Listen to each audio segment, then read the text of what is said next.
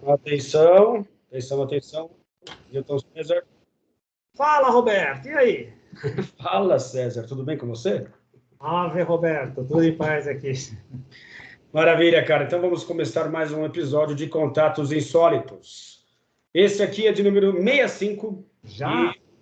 Já, cara. E o tema de hoje é o conceito de arquétipo de Jung, né? Se a gente for usar o português, Jung, né? Se a gente utilizar aí o inglês para interpretar a pronúncia. Eu não sei como é que seria isso lá na Suíça, como é que o pessoal falaria, sinceramente, mas enfim. É conhecido no Brasil como Jung, vamos falar Jung. O conceito de arquétipo, cara, bom, você deve saber, melhor do que eu, inclusive, né, que esse é um conceito amplamente utilizado dentro da psicologia, né, cara, e obviamente não é a primeira vez que eu ouço falar a respeito dele, porém, ao estar mais uma vez aí apreciando uma das entrevistas do Bernardo Kastrup, ele menciona, na verdade não foi nem ele, né, o entrevistador fala a respeito da questão dos arquétipos, e ele discorre um pouco a respeito disso. Isso me deu inspiração para pensar em algumas coisas em relação aos arquétipos, né, cara, e aí explorar isso junto contigo. Tá? Então, esse é o tema de hoje. E vamos lá, né, cara? Falar um pouco a respeito disso. Já quer começar a falar um pouquinho a respeito do que, se você leu, ou se você lembra de alguma coisa a respeito dos arquétipos, ou não? Não, vamos nessa. Eu acho que eu te passei um ou dois livros PDF aí no passado, tá? Uma coisa que me fascina, Jung específico e as partes do arquetípica que tem a ver com todo o inconsciente coletivo, que foi a grande novidade dele. Freud fala do inconsciente individual, ele abre o leque e fala do inconsciente coletivo, de uma estrutura matricial abstrata para a humanidade, e os arquétipos como uma estrutura cultural, né? O termo é grego, vem dos gregos, né? Forma original e tal, né? Mas é fascinante. Vamos nessa. Eu sei que você fez a lição de casa aí, vamos nessa. Não, eu só marquei alguns tópicos assim em particular, porque obviamente se a gente segue muito um roteiro assim, tira a característica desse trabalho que a gente efetua aqui, que é a questão que a gente sempre primou por, né, que é a questão de ser uma coisa, um papo livre, né, e ser uma coisa de improviso, né? Então, assim, eu tenho só alguns tópicos assim, mas a gente pode explorar um a um, sem grandes preocupações em seguir roteiros, né? Mas vamos lá. Bom, acho que a primeira coisa é pensar a respeito do que significa a palavra arquétipo, né? Então, você mencionou aí de formas originais, né, mas padrões primordiais, né, ou modelos primitivos que se encontram no inconsciente coletivo da humanidade, como você mesmo mencionou, né? O Jung, ele dividiu a psique humana entre consciente, né, o inconsciente pessoal e o inconsciente coletivo, né? Então, acho que é legal a gente falar também um pouquinho sobre o inconsciente coletivo, que pode parecer também um termo meio, assim, misterioso, né, cara? Então, o inconsciente coletivo que eu havia pesquisado um pouquinho aqui rapidamente seria a soma do conteúdo psíquico do passado de toda a humanidade, que foi sendo que meio que, né, gravado aí em um gigantesco depósito, digamos assim, onde essas experiências mentais influenciariam o nosso comportamento por meio de tendências e predisposições inconscientes que são comuns a toda a humanidade, independentemente de credo, de cultura, de religião, né? Então, seriam como gabaritos, assim, que nos influenciam em termos de comportamento a nossa vida, obviamente, de uma forma inconsciente, mas de uma forma indireta é possível reconhecer esses arquetípicos e essas influências, né, cara? Então, eu acho bastante interessante isso daí. Uma coisa que eu também anotei aqui, que pode nos parecer estranho, como é que isso foi gravado, né, cara? E onde é que isso é gravado? O que é esse negócio de inconsciente coletivo, né? Então, a gente vem já atuando em vários episódios mencionando, né, de que, através do idealismo metafísico, a gente interpreta o mundo e a vida partindo do princípio de que o universo é mental na verdade, o universo físico é uma extensão, uma consequência desse universo mental. Então, no campo do universo mental, é difícil você encontrar fronteiras, né? Perceber onde termina uma coisa, onde começa a outra, né? Ademais, se passarmos a pensar de que somos simplesmente dissociações de uma grande mente universal. Então, na verdade, estaríamos imersos em uma gigantesca consciência universal, onde esses arquétipos participam, né? Mas o que é interessante é que, da mesma forma que os animais agem por princípios de sobrevivência, que a gente menciona, dá o nome a isso de instinto, né, cara? Então, independentemente do animal onde você vive, todos vão lutar por esse instinto de sobrevivência, de preservação, né? Os arquétipos, usando uma analogia meio capenga, mas é o que eu achei que é interessante em relação a isso, é de que também atuariam da mesma forma, independentemente da região geográfica, da cultura que você tem, há padrões humanos, usando agora humanos com H maiúsculo, que independentemente daquilo que você aprendeu como cultura ou como religião, vão estar atuando ali de forma inconsciente para que a gente tenha certos comportamentos, né, cara? Então, acho que essa é a primeira coisa interessante que a gente poderia pensar um pouco a respeito disso, né? Então, assim, os nossos antepassados foram passando por essas experiências de acordo com Jung e foram gravando nesse grande inconsciente coletivo esses gabaritos, né, que foram sendo marcados, e à medida que eles foram sendo repetitivos, né, eles foram criando esse grande risco, digamos assim, no vinil, não, no bolachão, no vinil, sempre que a gente passa com a agulha ali, o negócio se repete, né? Mas, então, bela metáfora. Eu acho que é mais ou menos por aí. E aí tem duas coisas que eu acho que é legal. Primeiro, a metáfora é genial, do vinil e da bolacha é ótimo. E é legal. E a gente que passou por experiências diferentes, assim como outras pessoas, e tem uma visão um pouquinho mais ampla, a gente sabe que esse uso da palavra universal como sinônimo de planetário, para nós não serve. Universal para nós é muito maior do que planetário. Teoricamente, essa parte arquetípica, e você usou um termo que para mim é chave, que é campo. Seria um campo matricial planetário. A gente não sabe se vai valer para outros orbes, a gente intui, mas para o planeta que todos nós estamos submetidos a eles, que é muito legal. E falar em campo, as grandes tradições chamavam e chamam de campo acástico, o universo acástico, e que o grande Erwin Laszlo, que é um cientista, um historiador da ciência, o fundador do Clube de Budapeste, lançou aquele livro O Campo Acástico como a representação de toda essa estrutura, inclusive científica, onde estão conectadas todas as informações às quais a gente acessa, e alguns de nós, por intermédio de exercícios e trabalhos transpessoais, conscientemente. Legal. Depois a gente pode chegar lá. Mas é o termo que ele sacou, que o Jung sacou, e Platão falava como essa estrutura, Platão que usou o termo, né? E ele pegou e... Ele tinha outros nomes, parece. Aí ele optou por arquétipo porque ficou genial. Aliás, ele, para dar nome para as coisas, é genial. Sincronicidade, arquétipo, né? Inconsciente coletivo. O cara era um gênio. Eu vi, inclusive, alguns vídeos em preto e branco dele, né? E assim, Jung falando inglês, lógico, com aquele sotaque suíço, né? Mas assim, muito... falando com bastante propriedade a respeito dessas questões todas que ele estava sendo entrevistado, e realmente uma pessoa com uma desenvoltura para falar a respeito de coisas super complexas, né, cara, e abstratas. É impressionante, realmente. Eu nunca tinha visto vi agora esses dias aí, alguns pedaços, trechos de entrevistas dele, super velhos, um vídeo super velho que recuperaram, tá? Muito legal.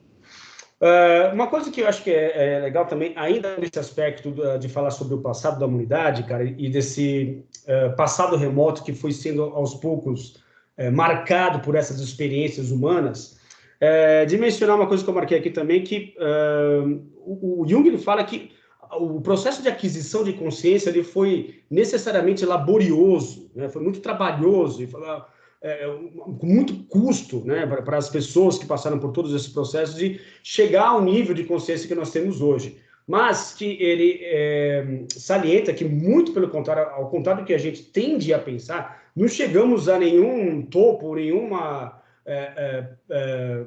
instância final da aquisição de consciência, né? Ainda existe um oceano absurdo a ser explorado, mas que, em comparação com o nível de consciência que nós tínhamos no passado, hoje nós temos um nível bem melhor, mas isso foi um processo paulatino que, ao longo da história, foi sendo conquistado duramente, a duras penas, né?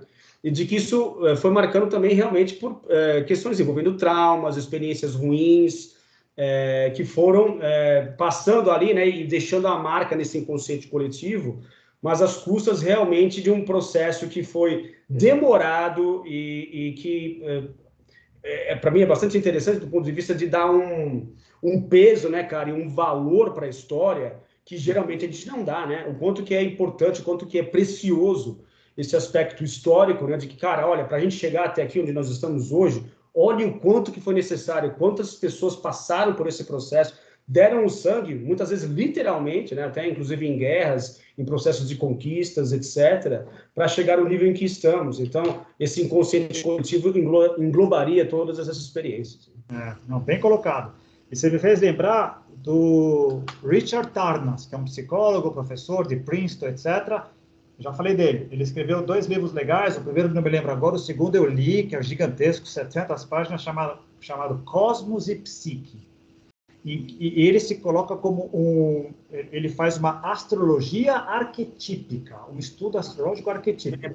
Ele coloca a parte de arquétipo, Jung se encarregou de dar todo o cabedal psicológico, mas existem 2 outras frentes, um cabedal arquetípico mitológico, muito bem expressado pelo Joseph Campbell, que nos trouxe com o livro O Herói das Mil Faces, uma série de outros mitos que colocam em ordem, não em ordem, mas enumeram vários desses arquétipos que a gente vive, e aspectos filosóficos também, arquétipos filosóficos que Platão e toda a parte grega que veio vindo. Então, tudo isso são maneiras de tentar entender onde é que a gente está metido, e essa influência que a gente não está percebendo, que acaba influenciando o nosso viver, o nosso interpretar da vida e o mundo. É genial. Como você falou, e, ó, interpretações, vivências, pontos de vista, e os pontos de vista diferentes, as interpretações diferentes, não são necessariamente excludentes. Sim, sem dúvida. Concordo. Uma questão também que é importante a gente frisar é que a gente tende a achar que, se é que a gente considera, na maior parte das vezes, muitas vezes a gente não considera. Meu cachorro está bravo aqui. Deve estar trabalhando com algum aspecto inconsciente aí. Que é o seguinte, cara, o Jung menciona que a parte consciente é mais ou menos parecida com aquela imagem clássica que nós temos de um iceberg, né? Ou seja, só vemos só a pontinha. Aquela pontinha do iceberg é o nosso consciente. A maior parte é inconsciente, né? Então, é muito um exercício também de humildade, cara, a gente reconhecer dentro da soberba que o mundo moderno e a tecnologia nos trouxeram, né, cara, de que nós conquistamos o planeta, conquistamos o espaço e tendemos a achar que já sabemos tudo, de a gente, sentar, a gente colocar a gente no nosso devido lugar, peraí, vamos com calma, porque tem todo um espectro de vivências, de experiências que nos influenciam, a gente não tem a mínima ideia de onde isso vem, influencia o nosso comportamento diretamente e nós não temos consciência sobre, né? Então, esse que é o exercício contínuo que nós devemos continuar a fazer para que tudo isso faça parte um dia de nossa consciência, né? Que a gente consiga trazer para nós, embora o Jung fala também que às vezes é perigoso, dependendo do tipo de... o que você vai querer trazer à tona, assim, sem critério, também não é muito legal fazer assim, mas eu entendo que como civilização, a gente vai, aos poucos, conquistando esses espaços e a gente vai conseguindo, passo a passo, avançar nesse sentido, né? Mas eu achei bastante interessante isso também. Usando a metáfora do iceberg, que é muito boa, por razões importantes e relevantes, ela está submersa, que é a parte da sombra, individual, coletiva e planetária. Por uma razão está lá e descortiná-la, trazê-la à consciência, abraçá-la, demanda um tempo, demanda coragem, demanda uma série de coisas. Esse é o ponto 1. Ponto 2, como é que eu vou colocar?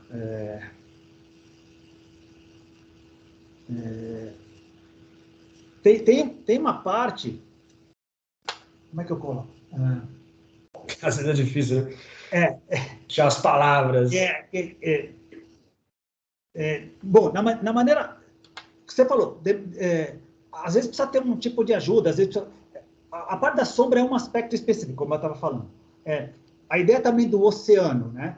É um barquinho consciente num oceano gigantesco de inconsciência, que está aí, que nos influencia o tempo todo, né? Navegar por isso, lembrei agora, navegar por isso nos dá a entender que a gente tem sempre a ilusão que estamos no controle do barquinho e que é só ele que existe, quando não é.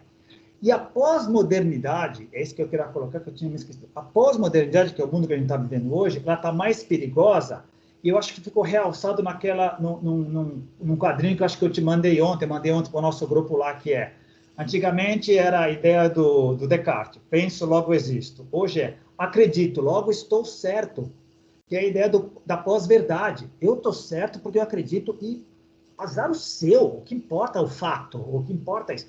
E isso tudo que vai totalmente ao contrário do que você falou agora. Não tem humildade nenhuma, não tem reconhecimento nenhum de insegurança, não tem dúvida nenhuma, e é nesse poço que a maioria de nós está hoje. Está todo mundo muito seguro de si, totalmente perdido, sem coragem, sem condição para dizer que, puxa, preciso de ajuda, não estou sabendo o que é, deixa eu me agarrar aqui a minha turminha, aquelas coisas que eu acredito, e aqui nós vamos, e tudo e todos que pensam diferente são inimigos ou estão errados. Exatamente. Então, vamos colidir no iceberg. Vamos colidir no iceberg. E mesmo aspectos assim super triviais, né, do cotidiano mesmo, como por exemplo fazer terapia, né, ainda é visto de uma forma muito marginal, né, que seria uma forma da gente ter acesso a esse inconsciente, né, que é importantíssimo, porque quando nós procuramos terapia, é porque nós sozinhos não estamos dando conta de resolver aquilo, né? É um exercício de humildade, né, de reconhecimento de que sou incapaz de resolver isso sozinho, preciso de ajuda, né? Então é um ótimo exercício de humildade. Isso no dia a dia, cara, no geral, já melhorou muito do que era antigamente, mas ainda percebo na nossa sociedade atual, 2021, ainda existe muito preconceito, ainda existe muitos tabus em relação às pessoas que procuram ajuda terapêutica, né? É encarado muito como, você é louco, você não bate bem nas ideias, quando muito pelo contrário, a pessoa está fazendo um exercício de humildade ali, está querendo resolver, está realmente afim de se aprofundar em si própria, né, cara? Isso, infelizmente, é vergonhoso, né, cara? Mesmo no nível anterior a esse, quando as pessoas simplesmente se predispõem a conversar sobre problemas internos, que faz bem às vezes a questão não é muito dura, mas conversar, trocar ideias, surgem termos pejorativos do tipo, não vamos fazer terapia de grupo, vamos evitar esse tipo de coisa, como se fosse uma coisa, um demérito. E aí, de novo, é uma das armadilhas do materialismo científico, porque você está com um problema, você está com malária, então, olha, para malária, você vai tomar esse tipo de medicamento, porque é isso que vai matar a malária. O que vai acontecer com o seu corpo não é problema meu. É tipo o Dr. House, o que importa é a doença, o que acontece com você ou não. Agora, o que é interno, se não é reconhecido, se o materialismo científico não reconhece que existe todo o universo aqui dentro, todo o resto é besteira. Exato. Que é terapia, trabalhar, terapia de fala, trabalhar isso, besteira. Isso não existe. Isso são problemas disfuncionais cerebrais. Corrige o seu cérebro. É bioquímico. Toma uma pílulazinha que vai corrigir. Exato. E aí você, na verdade, trata a causa ao invés de tratar a origem do problema. Nossa ciência é fundamentalmente baseada em tratar as causas, né? Mas, enfim. Vamos lá, vamos dar um apoio com a ciência. A ciência com C minúscula. Isso, ciência com C minúscula. Vamos dar um apoio para a ciência com C maiúscula. Bom, acho que para quem acompanha nosso canal aqui há mais tempo, sabe que nós somos, né, fãs da ciência, né? Não somos, pelo amor de Deus, né? Mas eu acho que também é um grande exercício de humildade a gente apontar esses limites, né? E perceber onde é que a coisa passa do ponto, né, cara? É justamente uma das nossas funções aqui, né? Cara, aí, eis que chegamos, né, em uma das minhas anotações aqui, no ponto onde o Bernardo Kastrup coloca o dedinho dele no vídeo falando a respeito dos arquétipos, cara, que eu acho um achado, assim, muito legal.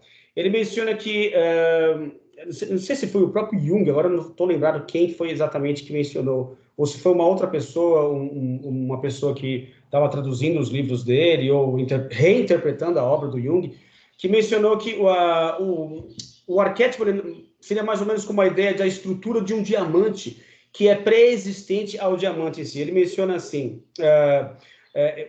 o diamante tem uma estrutura que, se você entende as regras, as leis da física que estão ali atuando naquele diamante, mesmo que ele ainda não exista, você sabe que ele vai crescer de acordo com certas leis, de acordo com certas estruturas físicas que vão caracterizar um diamante lá na frente. Então, é possível você por isso que ele fala que pré-existe o diamante em si, porque já se entendendo essas leis, sabemos que um diamante vai se comportar dessa maneira. Então, ele menciona que um arquétipo seria mais ou menos a mesma lógica, ou seja, algo que se encontra num universo metafísico, né, uma lei, digamos assim, ou um conjunto de leis pré-estabelecidas, né, que vão fazer com que aquele diamante, dentro das circunstâncias físicas corretas de temperatura, umidade e pressão, vão acabar atuando para que aquele diamante tenha uma certa característica previsível dentro daquilo que já se conhece, né? Então, eu achei um exemplo bastante elucidativo esse aspecto de tentar nos demonstrar, através de exemplos práticos, o que seria um arquétipo, né? Esse modelo, esse gabarito do diamante, fora do diamante em si, que é passível de ser percebido e descrito, né? Antes que a coisa esteja materializada. Bem colocado. E aí você me fez lembrar daquilo que vale para o mundo material, que a ciência gosta muito, do nosso Sheldrake, e os campos morfogenéticos. A forma ela existe, ela vai se passando de geração em geração, a forma vai indo, o campo morfogenético vai indo. O arquétipo seria tudo que se refere à psique, né? E depois o material ele vai por tabela, mas a parte psíquica é isso, são os formatos que estão aí e aos quais a gente vai se submetendo e vai vivenciando um a um, dependendo do nosso caminhar pela vida, né? De novo, individualmente, socialmente e planetariamente. Tem depois um tópico aqui que eu deixei por último, que é o mais cabeludo, que é esse questionamento meio que naquela ideia do que veio primeiro, o ovo ou a galinha, ou qual que é o direcionamento ideal, ou seja, esse que o Jung menciona, de que fomos gravando no inconsciente coletivo, né, esse discão que estava virgem, fomos gravando e colocando música nele com o passar do tempo, ou se universalmente já existiam esses arquétipos, eles se manifestam de forma coletiva, né, enfim, e chega nos planetas, em diferentes pontos do universo onde existam criaturas inteligentes suficientemente complexas para conseguirem captar isso e transformar isso em comportamento no plano físico. Enfim, mas vamos deixar mais para o fim, porque acho mais difícil esse papo aqui. Então, eu achei esse exemplo do diamante muito legal, cara, e para mim, pelo menos, fez muito sentido, ficou mais fácil de entender. E ele menciona também nesse próprio vídeo, cara, que as leis da física seriam as manifestações de arquétipos ou templates do comportamento mental do universo. Olha só que interessante, que as leis físicas seriam, na verdade, a consequência desses arquétipos universais comportamentais. Lei da gravidade, sei lá, qualquer outra lei física, seriam as manifestações no plano concreto dessa grande mente universal com esses padrões ali funcionando, né? Vou te dar uma outra visão, que é a mesma coisa com outros nomes. Quando o pessoal da teoria integral, capitaneado pelo Ken Wilber, diz, desde o Big Bang já existiam 20 padrões básicos que já estavam lá. A gravidade já existia, a força eletromagnética já existia, uma série de coisas já existiam. E foram se desdobrando e continuam se desdobrando até hoje. Mas já estavam lá, não pode ter sido criada do nada. Porque eles partem do princípio que houve a involução da consciência cósmica voltando até o Big Bang, depois vai para frente. Até para explicar por quê, talvez coincida com a parte cabeluda que você falou, o mais complexo vir do menos complexo, a única possibilidade seria essa, seria já ter uma semente ali antes para ele poder ir, né? Eles costumam dizer uma coisa que eu acho genial, não sei se eu vou lembrar agora, quer dizer, o menos complexo, ele tem o potencial do mais complexo. O mais complexo tem as possibilidades do menos complexo. Isto é, o átomo tem a possibilidade do que pode ser a molécula. E a molécula mostra para o átomo as probabilidades às quais ele pode chegar. Uma coisa assim, eu vou ver se eu consigo pegar. Mas do menor para o maior, do maior para o menor. Sensacional. Mais complexo não pode vir do nada. A gente costuma falar da mente e do cérebro, mas pode expandir para tudo, né? Sim, então, exatamente. a explicação que o pessoal dá é essa. Houve uma evolução, depois a gente vai para frente. Mas essa ideia é genial. Tem que ter pré-condições dadas, senão não faz sentido o que a gente está vendo aqui. E a questão dos arquétipos, para mim, faz muito sentido, cara, depois que eu passei a pesquisar mais e a ficar envolvido com a questão ou pelo menos com todo o cabedal conceitual do idealismo metafísico, cara. Para mim faz muito mais sentido agora do que antigamente. Me parece que uma coisa complementa a outra, impressionante. Cara, e uma parte que eu achei também muito legal que ele menciona, cara, e isso é fantástico, isso eu nunca tinha ouvido falar, sinceramente, cara, a primeira vez que eu ouço falar a respeito disso, que é a questão dos números da matemática, cara, isso é muito legal. Ele menciona que o Jung ele acreditava que os números seriam arquétipos de ordem. Então, sendo essa a razão dos números modelarem os comportamentos da física de forma tão absolutamente precisa. Tanto é que a matemática não é encontrada crescendo em pedras, em árvores, nas cachoeiras, nem nada. A matemática segue uma ordem que é puramente mental, né? E é por isso que se encaixa tão bem com o nosso próprio pensamento. Então, a matemática é um dos padrões do nosso próprio pensamento que, pelo viés do idealismo metafísico, ela representaria o mundo externo com tamanha precisão, justamente por professar que o universo é fundamentalmente mental. Então, assim, por isso que casa uma coisa, por isso que a matemática, ela realmente explica o mundo ao redor de uma forma precisa, né? Exata, porque advém de padrões que fazem parte do nosso próprio pensamento em si, e para mim, estende, né? E é mais um fator que reforça o peso do idealismo metafísico em dizer que, olha, realmente estamos vivendo dentro de uma projeção de uma grande mente universal, de que somos dissociações disso, porque realmente é a única coisa que explica a matemática, né? Porque, lógico, tem todo um edifício a partir do qual a matemática foi construída, né? E continua sendo construída, mas que advém desses padrões primordiais de ordem, né? Que seriam os arquétipos de ordem, cara. Olha que impressionante. Uma das principais alunas do Jung, a Mary Louise von Franz, ele menciona essa mulher. Ele menciona. Ela tem um livro que ela mostra direitinho que os números 0, 1, 2, 3, 4, especificamente, tem todo um cabedal arquetípico, e a partir deles é que a gente consegue interpretar as coisas. E é bem curioso, a matemática é uma criação puramente humana, para nos facilitar o dia a dia. Mas, de repente, a gente jogou para a natureza e ela está sendo refletida o tempo todo. Falamos aqui já do Fibonacci, do número Fibonacci, do Nautilus, uma série de coisas. A gente só está relendo a natureza por intermédio de uma criação que nós fizemos, mas que estava lá desde o começo. E, segundo a Mary Louise e o Jung, tem todo um cabedal arquetípico ali nesses primeiros números, depois eles se decompõem, todos vêm depois deles, né? É genial. É genial. E me parece, me soa, pelo menos dentro desse tipo de interpretação, de que seriam ferramentas dadas ali para nós. Olha, então aí as ferramentas que vocês podem utilizar, né? Através dessas ferramentas vocês vão poder entender onde é que vocês estão inseridos. E a matemática faz justamente isso, né? E como você consegue explicar o fato, né, cara, de através da matemática, das equações, Einstein, um dos grandes, Newton, em primeiro lugar, depois Einstein, conseguir colocar uma sonda pousando num asteroide, conseguir prever o comportamento de uma galáxia do outro lado do universo. Então, assim, é uma coisa muito maluca, né, cara? Como é que através de uma coisa completamente abstrata e subjetiva, né, que não está presente, como eu disse a você, né, na natureza em si, mas é uma forma da gente interpretar a natureza e ser tão correspondente com, né? Então, somente por esse ângulo de entender o universo como uma grande consciência universal que se estende a tudo e a todos, que a gente poderia estar tentando interpretar esses arquétipos de ordem do ponto de vista de serem ferramentas para que a gente entenda essa própria realidade virtual, né, dessa Matrix, desse videogame gigantesco que nós estamos participando.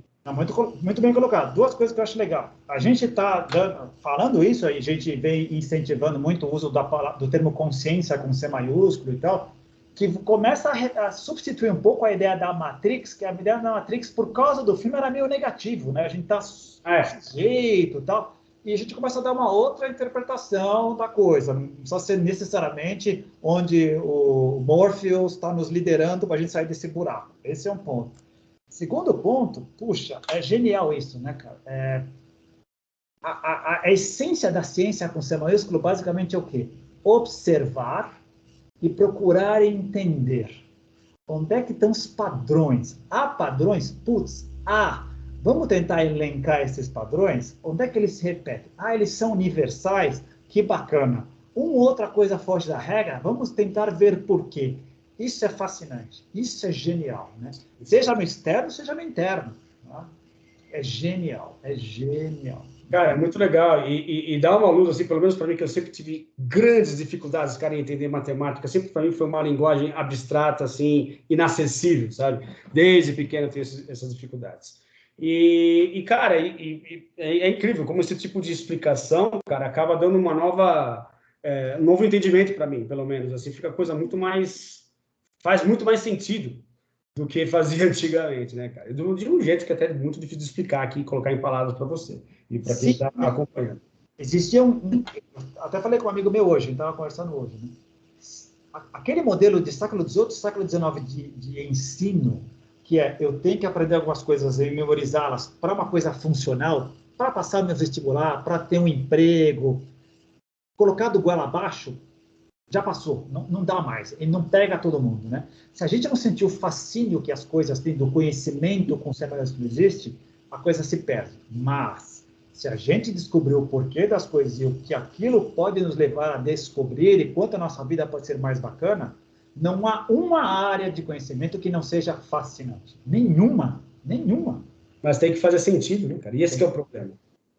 E às vezes demora, e às vezes a gente pode passar uma vida inteira sem que as coisas façam sentido, vai morrer sem que as coisas façam sentido. E às vezes talvez baste observar, né? Baste observar, e tudo tem um fascínio. Basta com os olhos da...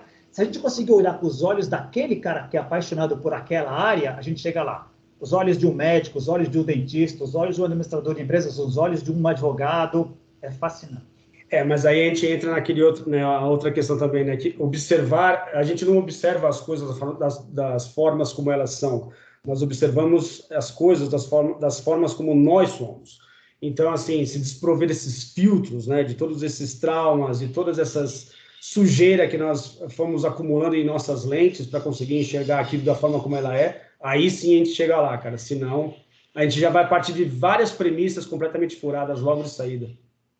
Uma das teorias pelas quais a gente está encarnando em sequência é isso, para ir filtrando, para ir limpando, para ir conseguindo observar, para buscar perspectivas diferentes, reconhecer que no momento que a gente fala aqui, a minha perspectiva parcial, já é um ganho enorme com relação àqueles que se acham os donos da verdade.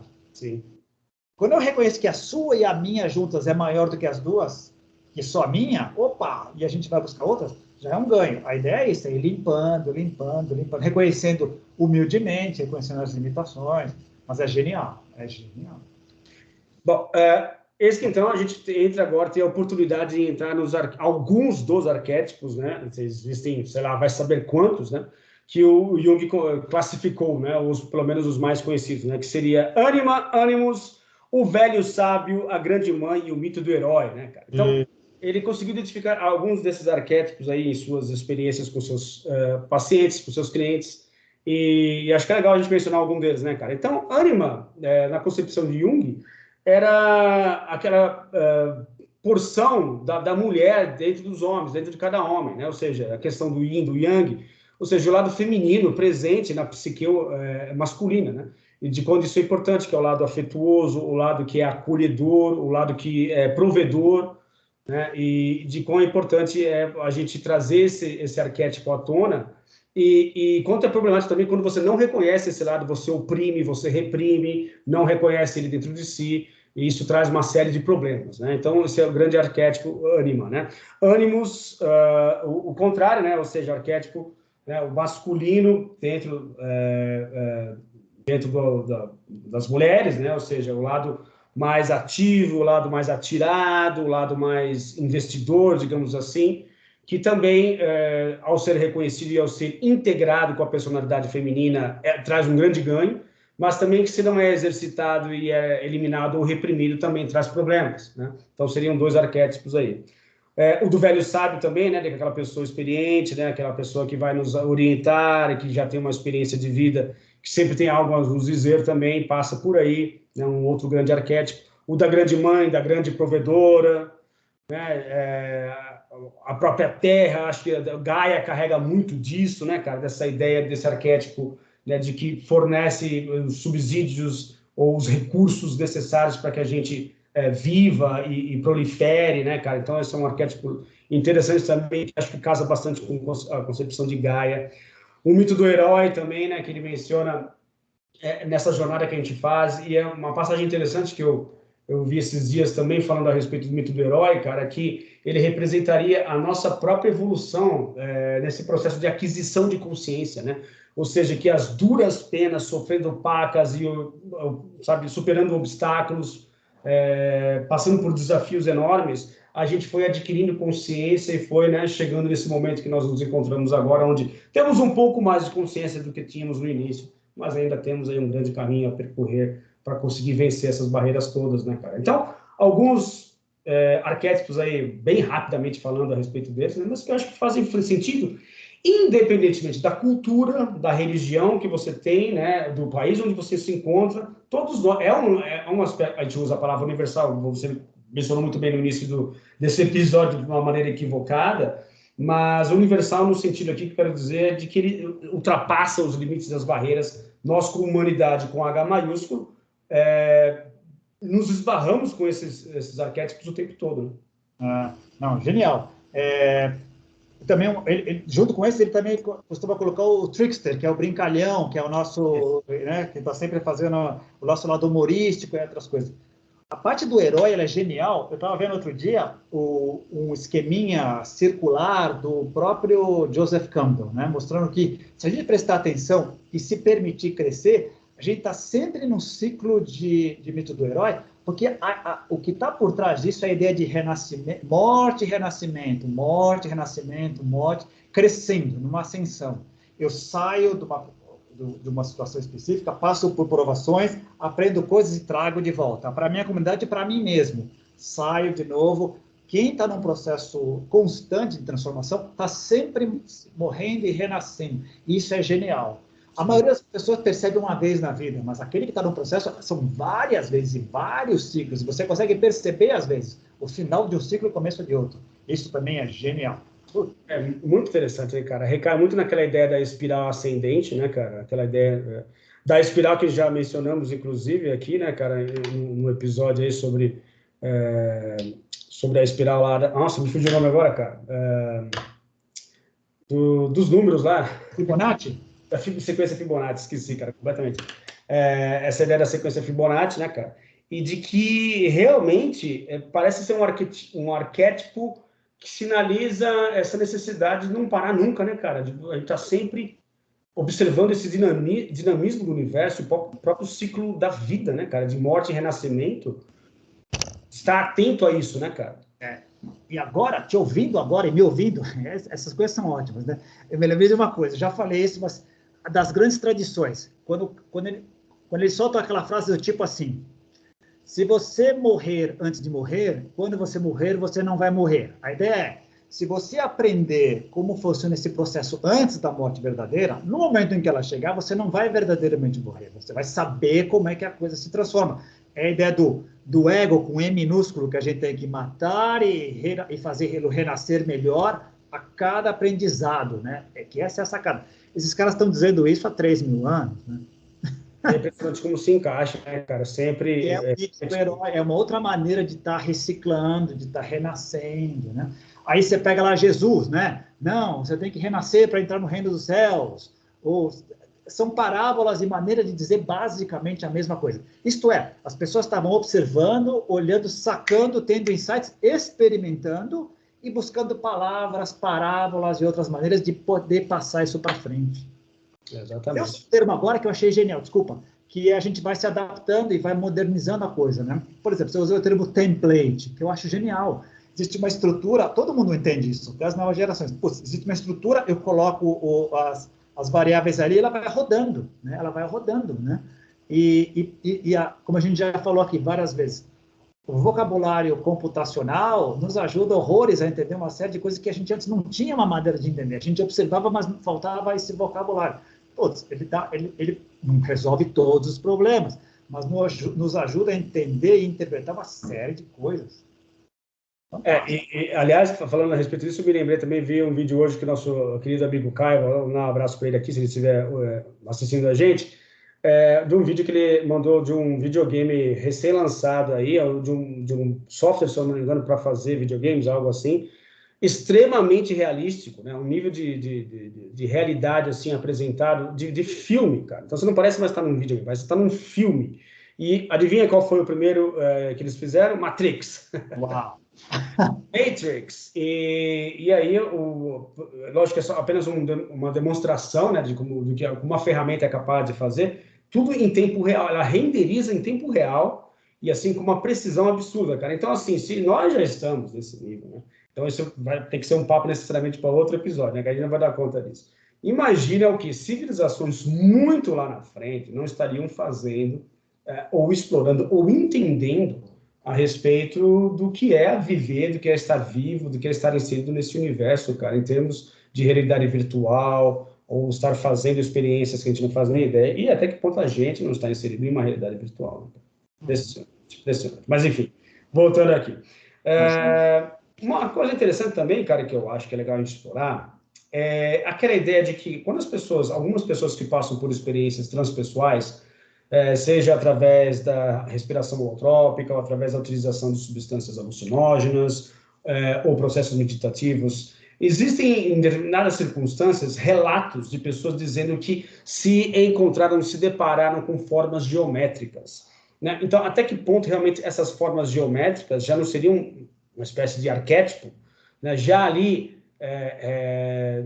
de uma forma abstrata, disponível para que esses grandes caras lá no passado, Arquimedes, né, o pessoal lá na Grécia Antiga, já não tiver, bom, antes da Grécia, então, por exemplo, né, os Sumérios, os próprios Sumérios, outras civilizações que vieram antes, mais se saber, já não tivesse tido acesso a essa grande mente universal, terem, de uma certa maneira, extraído desses arquétipos funcionalidades físicas e tivessem fundado a geometria a partir daí, né, cara? É impressionante. Como, de repente, pode ser por aí também, né? Se não me engano, Platão dizia isso, das formas e das ideias do mundo ideal, e tudo que existia aqui era uma representação imperfeita das ideias ideais, inclusive todos, o poliedro, o triângulo, o quadrado, todas as figuras geométricas, né?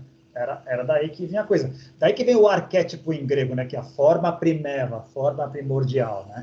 E tudo o resto que... A ideia era essa.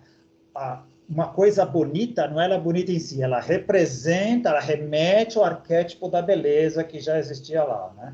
E é por aí. De novo, são reinterpretações que a gente vem fazendo e dando nomes e criando termos, né? É genial. Gozado, né? A gente vem redescobrindo, né? Civilização, a gente vem redescobrindo e fazendo o bolo do conhecimento crescer, dando outra reinterpretação, adaptando ao conhecimento moderno, o corrente, né? Presente, vamos dizer, porque tudo, no fundo, são vários presentes, né? Aumentando cada vez o escopo do mosaico. Exatamente. E da mesma forma como o Castro pontuou isso, né? Mas, na verdade, foi Jung quem primeiro relatou isso daí, de que os números seriam arquétipos de ordem, talvez as formas geométricas seriam arquétipos de formas, arquétipos de formatos, né? Então é muito maluco, né, cara, essa história toda. Porque você falou bem, existem inúmeros relatos de pessoas, por intermédio de substâncias psicodélicas, vendo, vivenciando, sentindo essas formas, sentindo todos os arquétipos que você menciona do Jung, da Grande Mãe, do Sartre, do Trickster, todos eles vivendo, vivenciando aquilo. A parte de Gaia, planeta, um monte de gente vivencia isso. E a própria divindade. A própria pessoa sentir, eu me senti a consciência cósmica. Lapso, mas a pessoa volta. E, de novo, aquela história, quem viveu não precisa explicar. Não, primeiro que não vai conseguir, segundo que não precisa. Não precisa. Bom, cara, e aí, eis que então chegamos no meu último item aqui, né, que é essa dúvida que eu coloquei já para você anteriormente, mas vou mencionar ela novamente aqui para não perder o fio da meada, que seria o seguinte. Então, esses arquétipos formados, de acordo com Jung, através da história humana, né, ou seja, o homem, o ser humano, agora estou falando do ser humano no geral, não estou querendo mencionar onde é que foi o berço da humanidade nem nada, mas na medida que nós fomos crescendo e evoluindo, né, fomos deixando marcas nesse inconsciente coletivo, e aí essas marcas continuam a nos influenciar até hoje, por quê? Por causa dessa repetição que foi criando essa marca cada vez mais profunda nesse disco de vinil, ou se muito pelo contrário, se existe uma mente universal, se através do idealismo metafísico entendemos que existe uma consciência universal que já carrega esses padrões logo de início, e a partir do momento em que a civilização humana, os nossos antepassados, os primeiros primatas mais próximas à nossa condição atual, mais próximas do Homo sapiens, já conseguiam captar com suas mentes primitivas, né, e agora eu uso primitivo no sentido não pejorativo, no sentido de serem os primeiros, esses arquétipos já estavam disponíveis, eles simplesmente foram lá e captaram isso e conseguiram, através dessa mínima condição física, biológica de um cérebro capaz de fazer essa captação, digamos assim, do que havia já nessa mente universal, esses arquétipos disponíveis e implementá-los aqui no plano físico. Essa é uma grande dúvida que me surgiu, cara, ao estar estudando esse assunto, de não saber o que surgiu primeiro, o ovo ou a galinha, ou se é tudo ao mesmo tempo agora e as coisas se reescrevem, enfim. O que você acha dessa história toda, cara? O que eu acho, você me fez lembrar uma coisa que é muito interessante. De tanto, quem está vendo a gente aqui já descobriu. Você lê, estuda várias coisas, mas hoje, no momento, o foco principal é o Bernardo Castro. Eu também faço várias coisas, mas no momento a parte da teoria integral, né? E estou lendo tanto da teoria integral que, basicamente, sempre que eu chego nessa coisa, isso ou aquilo, eu já falo, putz, é os dois. Provavelmente é os dois. A gente aqui se acostumou com a ideia dicotômica, mas provavelmente é os dois como potenciais quânticos, né? E estão acontecendo. Eu acho que o que acontece? Se fosse para o profundo, para Deus, para a consciência cósmica, já ter aquilo definido, não teria graça colocar todo o processo para rolar. Provavelmente aquilo existe nele em potencial. Como essa civilização planetária foi pegando e foi interpretando e foi fazendo, coube a nós. Outro planeta deve ter feito de outra maneira e assim por diante, mas em potencial estava lá. E eu, por enquanto, eu fecho com eles. Houve uma involução, um desdobramento, então veio da consciência cósmica até o Big Bang, e depois quando a gente começa a ir, a gente começa a recuperar coisas que estavam nesse inconsciente coletivo, nesse arquétipo, em potencial. E a gente foi sendo influenciado e, aos poucos, dando a nossa moldagem. Nenhuma cultura é igual, nenhum rio é igual, nenhum planeta vai ser igual. A diversidade é bacana. Quando a gente olha, outro dia acho que foi o Giovanni Rocha que me mandou uma daquelas fotos fantásticas da NASA, de um quadrinho, como se fosse a tabela periódica, só de complexos de galáxias, né? E falando assim, ó, isso aqui é só um quadrante do número de galáxias que existem. Aí você fala, uau! E nenhum é igual a outra. Nenhum é igual. Os elementos são os mesmos, mas a combinação, a diversidade é a constante. Sensacional. Eu acredito muito nisso, cara. Mas talvez também haja aí um pouco desse mito do herói expandido ao máximo que a gente consegue, no sentido de estar presente até na própria existência do universo, cara. Então, vamos supor, o Big Bang seja o ponto de partida do herói, né? E na medida que o universo desenvolve, é o próprio herói em si caminhando, se desenvolvendo e aprendendo, não através de uma tábula rasa, porque vai saber quando é que foi o início de tudo, talvez nunca tenha, isso seja uma questão humana que a gente não consegue pensar sem ter essa concepção de início, meio e fim, né? É muito linear o nosso pensamento, né? Mas, até que ponto também o próprio universo não se transforma através desse mito também, né? E vai chegar num ponto de tamanha complexidade que vai explodir, se transformar em um outro universo, e assim por diante, né, cara? Então, assim como em cima é embaixo, né? Talvez a coisa se expanda a esse nível também, e aí faz sentido que você mencionou das duas coisas ocorrerem ao mesmo tempo, que é de realmente nossos antepassados conseguirem captar e reinterpretar essas formas geométricas, esses arquétipos de forma abstrata, a dar sentido para eles no plano físico, e de certa maneira eles também contribuíram, né, imprimindo no inconsciente coletivo outras formas e outras questões que até então não existiam, mas dando a sua cota de participação, de contribuição, para que enriquecesse esse universo nessa passada, nessa transição do herói por esse universo específico aqui na periferia da Via Láctea, onde nos encontramos nesse exato momento. Genial, genial. Eu acho que dá mais sentido isso daí, né? E mais, para mim, quanto mais sentido der, quanto mais amplo, a gente, teoricamente, está mais perto da realidade, da possibilidade, né? O potencial está lá. Continua acreditando. A gente vai experimentando, vai vivenciando e vai tateando as coisas. E tem que usar... A gente tem usado muito aqui a parte cognitiva, a parte racional, mas ela é uma das ferramentas. A gente tem que usar outras. A intuição, o feeling e uma série de outras coisas que a gente vai botando no pacote para conseguir. E mais, faz parte do jogo cósmico, inclusive de qualquer jornada do herói, alguns deles não voltarem. Ulisses foi e voltou. Um monte de herói não voltou. E é do jogo cósmico.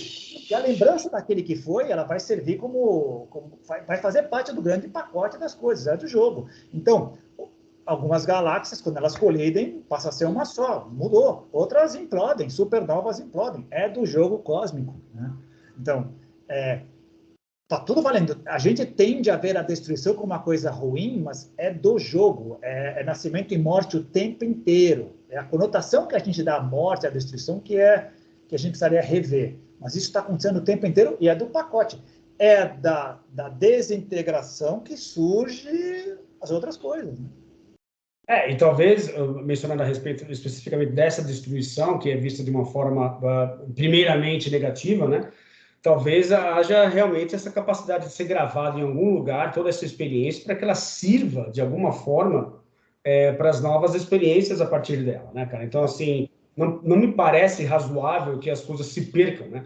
Ainda que hajam grandes explosões de supernovas, né, grandes colisões de galáxias, e que, do ponto de vista físico mais imediato, pareça uma grande catástrofe, um grande caos, talvez isso seja gravado nesse grande inconsciente coletivo, ou nessa grande mente cósmica, de tal maneira a servir para as novas experiências a partir de então, como um lembrete ou como uma forma de não fazer ou de não dar prosseguimento a uma experiência que deu errada, entre aspas, né? Porque, no final das contas, para mim, me passa a imagem que está tudo sendo gravado, né? Tudo está sendo gravado, experiências ruins ou boas, está tudo gravando, né? E no mínimo, para a grande consciência cósmica, tá. E está aprendendo. No universo menor. Digamos que, vamos ver um dos futuros possíveis do planeta. A gente, ser humano, conseguir se comportar. O número de homo estúpidos superar o número de homo sapiens, a gente implodir e acabar aniquilar com a Terra. Foi uma experiência perdida? Não. Teve muita coisa boa até aqui e a consciência cósmica aprendeu. Os sobreviventes aprenderão, ou quem vier de fora aprenderá, no universo micro. Teoricamente, vamos dizer teoricamente, porque a gente não teve lá. A população que vivia no planeta Apo destruiu o planeta e deixou o planeta destruído por fora, como monumento à estupidez deles, para mostrar, olha, para as outras gerações. Houve aprendizado ali. Mas, no mínimo, para a grande consciência cósmica que está querendo aprender, porque senão não teria razão para criar o mundo material, está registrado em algum lugar. O bacana é a gente pensar se nós temos acesso a esse registro. Quando a gente medita, quando a gente tem uma intuição, quando a gente tem um insight, quando tem uma substância psicotrópica, a gente consegue sair, transcender, a gente tem acesso a isso. Uma realidade que é maior, que vai além dessa tridimensionalidade. Aí a gente consegue ter acesso a isso. Está lá a biblioteca. Exato. Mas é interessante também esse aspecto em particular, né, que faz com que a gente queira zelar pela continuidade, não pela extinção, né? Até um animal consegue fazer isso, né, cara? Um animal, por mais simples em comparação com a gente, ele consegue perceber esse padrão, esse arquétipo, seja lá, né, o nome que a gente queira dar para isso daí, de que é preciso preservar e de que a preservação ela é rica e ela é preferível à extinção. Não que eu acho, como você mesmo mencionou e frisou muito bem, a extinção signifique necessariamente a aniquilação de absolutamente tudo. Acho que em um certo nível vai haver um benefício mínimo, que ou seja, foi gravado e como experiência é válido, mas ainda assim a gente busque, apesar de tudo, essa questão da continuidade e da manutenção, que é o que o próprio livro, o título do livro, Os Semeadores de Vida, prega, né, de que estariam ali para zelar por essa manutenção universal e não o contrário, que é justamente aquilo que nós fazemos hoje no nosso planeta. Não, genial. Eu acho que é isso, o impulso da consciência, da inteligência, da continuidade é genial. Mas olha só, você falou em registros. Dinossauros existiram? Claro, não temos dúvida.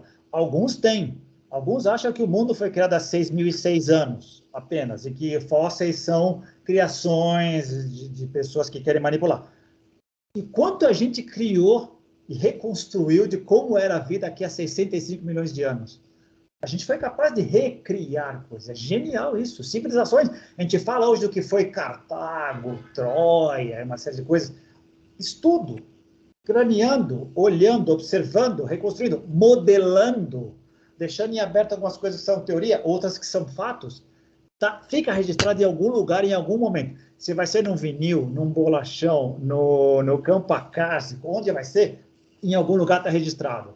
Eu me lembro que no começo dos Globos Rama, quando eu tinha muitas ilusões, hoje eu tenho algumas, não muitas, eu achava, um dia nós vamos sentar lado a lado com essas criaturas e ele vai falar assim, o que você quer ver? Eu vou querer ver como foi, vocês são dinossauros. Ele faz assim, puf, aparece como foi. Não filma a verdade do que aconteceu, né? Deve estar tudo registrado em algum lugar. E algumas criaturas, algumas inteligências devem ter um mecanismo de recuperação disso. Mesmo porque, senão não faria sentido a existência dos arquétipos, cara. Então, tem que realmente ficar gravado em algum lugar, inacessível para nós, no nível de consciência que estamos no momento, mas em algum lugar deve ficar registrado. Porque senão, nem os arquétipos poderiam estar existindo, porque, né, se são padrões repetitíveis, até essa destruição deve estar em algum lugar. E o próprio Big Bang pode ter advindo, né? Pode ter vindo de uma grande destruição, né, cara? E aí começando outra, né? Através dos elementos que precederam, né? Os elementos primordiais que precederam a existência desse universo, eles estavam naquela destruição que precisavam existir com antecedência para a criação desse universo que nos encontramos agora. A inspiração e a inspiração de Brahman, o Big Bang, o Big Crunch, para a ciência, e assim vai. É genial. As coisas começam a fazer um sentido mais amplo, né, cara, através dessas especulações. Mas que é fundamental, né, cara? E você percebe também que aí a questão dos arquétipos, eles acabam aparecendo também no nosso cotidiano, no nosso dia a dia. Né? Estamos falando de um aspecto mais universal, mais macrocósmico, né? Mas como que eles acabam aparecendo de uma forma disfarçada em nossos relacionamentos, né? Em nossos comportamentos, como lidamos com as pessoas, é possível você reconhecê-los se você estiver atento, né, cara? E voltando, baixando um pouquinho a bola, que nos pode nos ajudar muito, como nós, pessoas, tendemos a repetir certos padrões, que às vezes nem percebemos. Os mais imediatos, dos pais e às vezes do meio social. Né? Quantos de nós dissemos, eu não quero ser como foi esse cara ou essa mãe? E quantos de nós repetimos inconscientemente? Lá na frente a gente olha, mas olha exatamente o que eu não quis ser, olha eu aqui fazendo. Como é forte isso, né?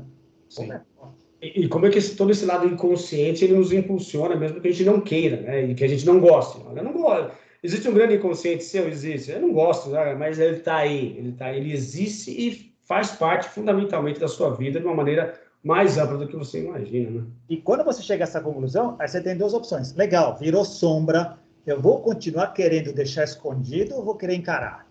Se eu continuar deixando escondido, vai continuar me incomodando como? Quando eu vir isso no outro, refletido no outro. Então, os outros vão ter todos os problemas, todos os defeitos que eu tenho. Está nele, não está em mim. Agora, se eu quiser encarar, eu crescerei, mas vai doer. E é do jogo. Né? É do jogo. Exatamente. Mas, realmente, as coisas mais importantes demandam tempo e doem. Tem um preço, tem que pagar para ver. Né? Então, existe algo realmente importante nessa vida que seja fácil, cara? Não tem. Não. Geralmente, essas coisas mais desafiadoras são realmente, passam por aí, por essa questão da dificuldade e da superação, que o próprio mito do herói... Exato. Qual é o prazer legal? Depois da grande tarefa árdua, eu consegui, valeu, tá aqui as minhas cicatrizes. Puxa, doeu, mas consegui chegar aqui. Sou outra pessoa. Sou uma pessoa melhor do que eu era antes. Né? Que essa é a sacada. Não, uma puta sacada. E assim, isso explica também em parte, olha só que maluco, cara, até o que faz tantas pessoas, né? Eu sou, por exemplo, fascinado por montanha, né, cara? Aliás, se você tá indo para Itatiaia aí, eu tô com inveja de você, mas eu prometo que da próxima vez eu vou, cara. Bora. Mas, então eu gosto muito de documentários que falam sobre alpinismo, né, cara? E os malucos que acabam escalando o Monte Everest.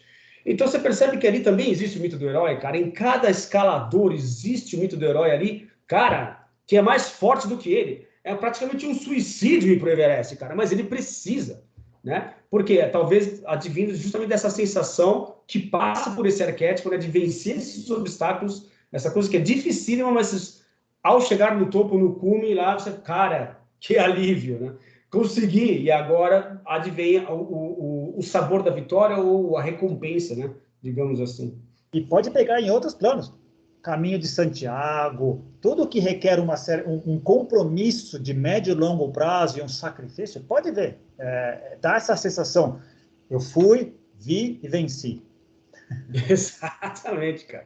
E é muito legal isso daí, né, cara, como ele é um padrão, ele se repete, né, basta você ter olhos para ver e reconhecer isso, né, cara, que no momento está presente, explica muito o que nossa espécie faz, o que ela é, né, cara. Da onde advém essas coisas malucas, que muitas vezes falam, o cara é louco porque ele foi escalar o Everest, mas o que pode estar embutido aí, cara, como coisas que fazem parte da nossa essência, que estão ali presentes e a gente não quer enxergar, né, cara? Impressionante. Os famosos pra quê, né? Pra que pular de bug jump? Pra que pular de wingsuit? Pra que mergulhar com os golfinhos? Pra quê?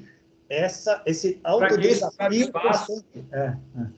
aquele explorar o espaço, que é uma crítica que eu continuo a observar em pessoas metendo o pau, as pessoas criticando, as pessoas que estão buscando essa exploração espacial, né, agora através do turismo espacial, como metem o pau nessas iniciativas, né? Mas, cara, isso está representando algo que é inerente a nós, cara, a nossa psicologia, que é esse mito do herói, o mito dessa busca, dessa exploração, de saber quem você é, né, de entender quem você é. Transcender-se. Exatamente. E aí, quando você critica isso, você está matando, você está mutilando uma parte importantíssima da nossa própria história e dos indivíduos que estão em busca disso, né, cara? Mas, lógico que eu não sou a favor de que, né, nessa busca se, passe por cima da natureza ou que ferre com o planeta ainda mais. Não, obviamente que não. Mas, como você gosta de dizer, as coisas podem acontecer ao mesmo tempo, né? Pode acontecer tudo ao mesmo tempo. Você pode cuidar do planeta, mas também não precisa deixar de explorar o espaço, né? Você pode, sei lá, tomar conta dos oceanos, mas também você pode explorá-los de forma a entender o que acontece nas profundezas e muitas vezes lugares mais desconhecidos que o próprio espaço, que a gente parece que conhece melhor do que os nossos próprios oceanos, né, cara? Então, acho que dá para fazer tudo ao mesmo tempo, né? É por aí mesmo. Por aí. Então, deu, cara. Deu, hein? Há quase uma horinha, né? Tá faltando 1 minutinho e pouco aí, mas beleza, acho que deu. Bom, então eu queria agradecer a você mais uma vez pela paciência de estar participando aqui de mais um episódio de Contatos Insólitos. Queria aproveitar também para quem teve paciência, além de você, né, de estar assistindo esse vídeo até aqui, né, de se inscrever no canal, de curtir, fazendo comentários, dar sugestões, né, também, para que a gente possa prosseguir com esse projeto que temos o prazer de fazer todas as segundas-feiras e gravar aqui e disponibilizar no nosso canal. Cara, boa sorte lá em Itatiaia. Boa prática para você. E a gente vai se falando, trocando as figurinhas aí. Se você tiver coisas legais para falar também depois, a gente vai querer saber. Certeza. Grande abraço, cara. Muito obrigado. Até mais. Roberto, até mais. Tchau.